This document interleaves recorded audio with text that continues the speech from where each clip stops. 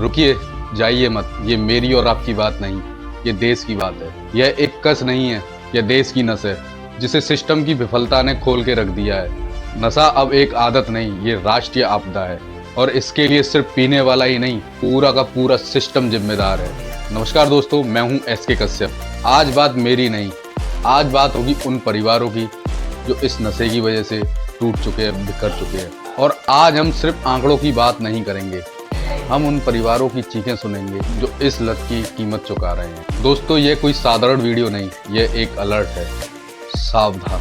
मेरा दावा है, अगर आप ये 10 मिनट की वीडियो देखकर भी नशा छोड़ते नहीं हैं, तो यकीन मानिए आप इस सिस्टम की गिरफ्त में आपको मजबूर किया गया है नशा करने। नशे का मतलब सिर्फ स्वयं का उपयोग नहीं, इसका मतलब है तस्करी, मुनाफा और अपराध नेटवर्क।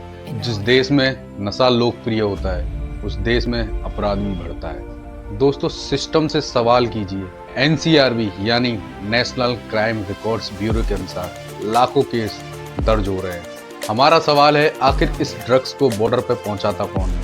दोस्तों, यदि आंकड़ों की बात करें, NDPS एक्ट के तहत 2018 में 63,137 मामले दर्ज हुए, और वहीं 2022 में ये मामले बढ़कर 1,15,000 से ज्यादा हो गए, यानी लगभग 82% से ज्यादा। सोचिए दोस्तों, क्या यही विकसित भारत है? क्या ये आंकड़े हमें विश्वगुरु बनाएंगे?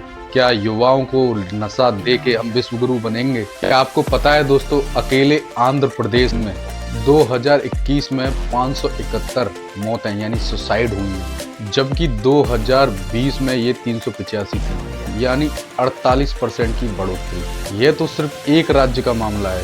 NCRB की रिपोर्ट के अनुसार हमारे देश में लगभग 11,000 लोग आत्महत्या करते हैं। दोस्तों, ये 11,000 लोग नहीं, ये 11,000 परिवार हैं जो इस नशे की वजह से तबाह हो रहे हैं। ये किसकी जिम्मेदारी है? उन परिवार को तबाह करने के पीछे किसका हाथ है? कौन जिम्मेदारी लेगा? दोस्तों, अब बात करते हैं हम अपनी स्थिति की। दोस्तों, दुनिया में एक सर्वे होता है जिसका नाम है वर्ल्ड हैप्पीनेस सर्वे। इस सर्वे के अनुसार ये तय किया जाता है कि उस देश के नागरिक कितने खुश हैं। दोस्तों, इस सर्वे में हमारा देश 143 देशों में 126वें नंबर पे आता है। सोचिए, पाकिस्तान जैसा भिखमंगा देश भी हमसे इस लिस्ट में आगे है। और पता है टॉप पर कौन है? फिनलैंड, डेनमार्क और आइसलैंड। दोस्तों, डेनमार्क और आइसलैंड को याद रखना। आगे हम फिनलैंड और डेनमार्क पे बात करेंगे। नशा हमारे स्वास्थ्य पर ही नहीं, हमारी फाइनेंशियल हेल्थ पर ही नहीं, ये हमारे परिवारों को तबाह कर रहा है। मेरा जो इस कैंपेन को चालू करने का जो सबसे महत्वपूर्ण भाग है वो यही है। मैंने देखा है अपने खुद के परिवार को तबाह होते हुए। मैंने अपने दोनों चाचाओं को इस शराब के नशे की वजह से खोते हुए देखा है। दोस्तों, मेरा खुद का परिवार इस नशे की वजह से तबाह हो गया। मेरे पिताजी विकलांग हो गए।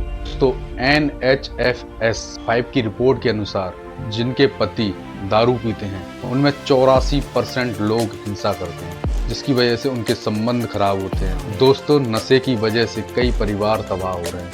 लोग एंजाइटी और डिप्रेशन में जा रहे हैं, संबंध टूट रहे हैं। इन परिवारों को तबाह होने के पीछे किसका हाथ है? कौन इनकी जिम्मेदारी लेगा? या सरकार अपने मुनाफे के लिए ऐसे ही लोगों को मारती रहेगी? क्या कॉर्पोरेट अपने मुनाफे के लिए इन परिवारों को तबाह करते रहेंगे? दोस्तों, सवाल करिए। यदि सवाल नहीं करोगे, ऐसे ही ये लोग आपकी जिंदगियों को खाते रहेंगे। लोग अकेलेपन का शिकार हो रहे हैं। ये काफी डरावनी रिपोर्ट है दोस्तों। कई लोग डिप्रेशन और एंजाइटी में जा रहे हैं, जिसकी वजह से लोग सुसाइड कर रहे हैं। दोस्तों, सवाल करिए सिस्टम से, क्या मुनाफे के लिए इन लोगों का ऐसे ही शोषण किया जाएगा? क्या मुनाफे के लिए लोगों को नशेबाज ऐसे ही बनाते रहेंगे ये लोग? सवाल नहीं करोगे तो दोस्तों जवाब नहीं मिलेगा, और ऐसे ही हमारा देश पिछड़ता रहेगा। भले ही देश की आर्थिक स्थिति सरकार कितनी भी अच्छी दिखाए, लेकिन वास्तविकता ये है कि मेरे देश का युवा बिगड़ रहा है। मेरे देश का युवा नशे की गिरफ्त में जा रहा है, और उसको बचाने की जिम्मेदारी आपकी है। हाँ, आपकी। धन्यवाद दोस्तों। यदि आपको मेरी ये मुहिम अच्छी लग रही हो तो सरकार के कानों तक मेरी इस आवाज को पहुंचाइए। सब्सक्राइब चाहे करें या ना करें, शेयर जरूर करिए, जिससे लोगों की जिंदगी बदले दोस्तों, जिससे लोग सिगरेट से, धुएं से, तंबाकू से अपना पीछा छुड़ा सकें। धन्यवाद दोस्तों। जय हिंद। मिलते हैं अगली वीडियो में।